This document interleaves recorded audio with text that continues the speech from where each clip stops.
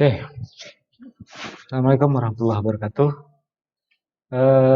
Setelah disibukkan dengan beberapa hal di minggu ini, mulai dari tes swab sampai pada persiapan untuk awal tahun ajaran, maka hari ini kita bahas lagi yang juga menyibukkan kita minggu ini, yaitu e-kinerja. Apa dan bagaimananya? Mari kita mulai untuk membahasnya. Selamat menyaksikan.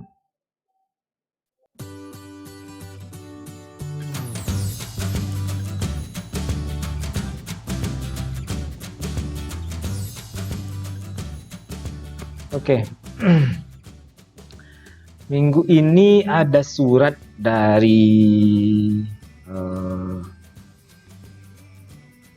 Dinas Pendidikan Provinsi Sumatera Barat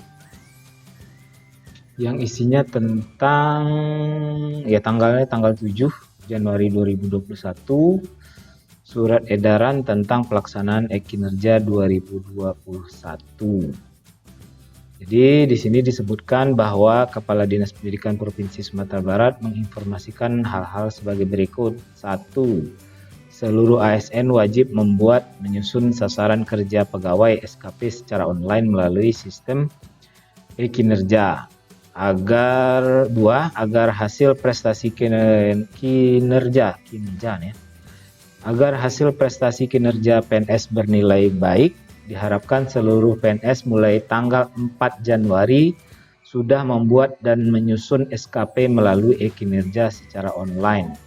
Aplikasi ini dibuka di website https://sumberprof.go.id dengan username, NIP, dan password NIP yang bersangkutan. Setelah dapat surat itu, saya coba cari-cari di internet apa itu e-kinerja. Maka saya dapat ini dari bkn.go.id/e-kinerja.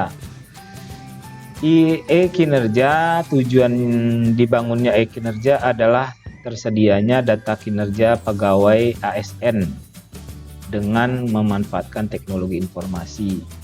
Kemudian manfaat aplikasi e-kinerja mengukur dan memantau kinerja ASN secara periodik. 2. Sebagai salah satu data acuan pemberian tunjangan kinerja bagi pegawai. Ini untuk yang struktural mungkin ya. Kemudian memetakan kinerja PNS dalam rangka merit system. Merit system ini mungkin agak kurang familiar kita ya. Akhirnya kemarin saya coba untuk cari-cari apa itu merit system. Katanya ini adalah sebuah sistem yang mengatur atau menilai secara objektif ke pegawai tersebut. Jadi tidak ada lagi yang istilahnya kedekatan unsur dan lain sebagainya, menghindari KKN seperti itu ya. Itu yang sistemnya namanya merit system. Kemudian level dari e-kinerja ini ada 1 sampai 6. Silakan nanti dibaca. Dan yang perlu kita tahu mekanisme e-kinerja ini, pertama ASN merekam data SKP yang dibuat secara cascading. Kemudian breakdown. Kok istilahnya istilah bahasa Inggris ya, padahal kan harusnya bisa diindonesiakan. Breakdown SKP menjadi target bulanan, artinya diterjemahkan lagi istilahnya ya, dijabarkan SKP tahunan yang dibuat itu buat menjadi target bulanan, kemudian input kerja harian, dan seterusnya, dan terakhir nanti pencetakan lembar SKP dan realisasi penilaian prestasi kerja. Nah, itu mungkin yang perlu kita tahu sedikit tentang e-kinerja.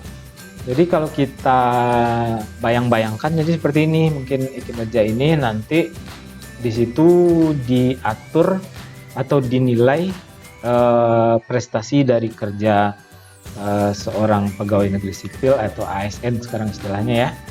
Nah, itu dinilai dari apa yang dia kerjakan di dalam laporan SKP atau laporan kerjanya. Ya, jadi sebenarnya kan sudah setiap tahun juga kita membuat SKP, kemudian nanti dinilai oleh pejabat penilai, dan itu yang akan dijadikan sebagai sumber nilai dari prestasi kerja kita. Oke, untuk video pertama ini kita akan bahas yaitu 5 hal yang harus dipersiapkan untuk aplikasi e-kinerja. Oke, kita bahas yang pertama yaitu persiapkan koneksi internet. Banyak yang komplain aksesnya sangat lambat, susah dibuka dan segala macamnya. Itu komplain yang saya dapat dari beberapa teman dari tadi pagi. Jadi kita perlu siapkan dulu akses internet yang cukup cepat. Atau cara yang kedua yaitu dengan mengatur waktu kapan kita mengisi SKP ini. Karena dia bersifat online, maka kita bisa lakukan di rumah. Biasanya trik yang kita gunakan kalau umpamanya internetnya cukup rapat penggunanya atau sangat lambat, maka kita gunakan di jam-jam yang kira-kira orang yang tidak terlalu sibuk. Jadi yang pertama adalah siapkan dulu akses internet yang cukup cepat. Nah, yang kedua, kita butuh Permenpan RB nomor 16 tahun 2009. Permenpan RB ini fungsinya adalah untuk melihat apa-apa saja yang bisa dinilai atau dimasukkan ke dalam SKP. Yang pertama adalah unsur utama dan ada unsur penunjang. Oke, jadi yang kedua yang kita butuhkan adalah Permenpan RB nomor 16 tahun 2009. Ini bisa di-download di internet atau nanti kita siapkan di kolom deskripsi. Oke, itu yang kedua. Yang ketiga yang perlu kita persiapkan adalah dokumen SKP tahun sebelumnya. Tujuannya adalah agar kita bisa melihat atau membandingkan target SKP kita tahun yang lalu, dan kita tinggal menambahkan saja apa yang perlu kita tambahkan di SKP berikutnya. Oke, yang keempat yaitu perhitungan angka kredit. Jadi perlu diperjelas, ini bukan penghitungan angka kredit tapi perhitungan angka kredit. Yang kita butuhkan adalah berapa angka kredit yang diberikan untuk satu kegiatan. Jadi kita perlu tahu, contoh umpamanya seperti ini. Ini kita ambil dari Permenpan RB nomor 16 2009. Ini perhitungan angka kreditnya. Contoh kalau untuk yang guru media pembina 4A, AKK-nya 150, PKB-nya 16, AKP-nya 15. Kita contohkan untuk yang 3C. Ini AKK-nya 100. Kemudian PKB-nya 9. Kemudian untuk AKP-nya 10. Maka di situ didapat 20,25. Oke, yang terakhir, yang kelima, yang perlu kita persiapkan adalah melakukan edit profil. Edit profil ini dilakukan langsung di dalam sistem yang ada. Oke, kita masuk langsung ke website e-kinerja. Klik tombol e-kinerja. Nah, untuk login kita butuh username. Username-nya adalah nomor NIP.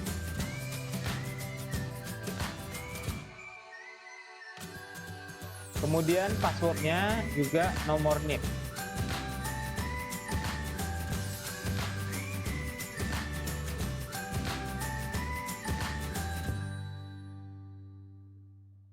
Di sini ada 5 buah menu: Desk, Daily Evaluation System, E-Perilaku 360, Form Prestasi Kerja, Berbagi Lokasi, dan tombol Logout. Nah, untuk yang e-kinerja tahap sekarang ini, kita hanya mengisikan DES atau Daily Evaluation System. Klik tombol DES, kemudian masuk ke aplikasi DES. Nah, untuk mengedit profile, kita lakukan pada menu lain-lain. Klik tombol lain-lain, kemudian klik tombol Edit Profile. Nah, di sini akan muncul data kita. Yang perlu kita ubah pada bagian profile ini, yang pertama adalah password. Password yang diberikan adalah password standar, yaitu NIP. Semua orang bisa mengaksesnya. Karena itu, sangat disarankan kita untuk mengganti password. Namun, password ini haruslah password yang bisa kita ingat. Artinya simpanlah password ini dengan benar. Jangan sampai nanti ketika sudah diganti password, lupa passwordnya. Nah, akan lebih rumit lagi karena sampai sekarang belum ada mekanisme atau cara yang digunakan untuk mereset password ini. Jadi, password harus diingat-ingat dan dicatat supaya tidak lupa. Setelah mengganti password, kita lanjut dengan mengisi atasan langsung. Atasan langsung adalah kepala sekolah. Kemudian atasan duanya adalah kepala cabang dinas. Dan atasan tiganya adalah kabid SMA. Di sini unit kerja dan jabatannya sudah terisi langsung. Nah, jika ada jabatan yang masih belum benar, silahkan melapor ke bagian kepegawaian.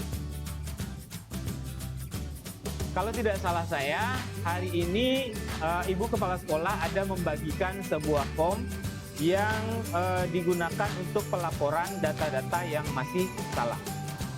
Nah, setelah selesai, maka kita klik tombol simpan.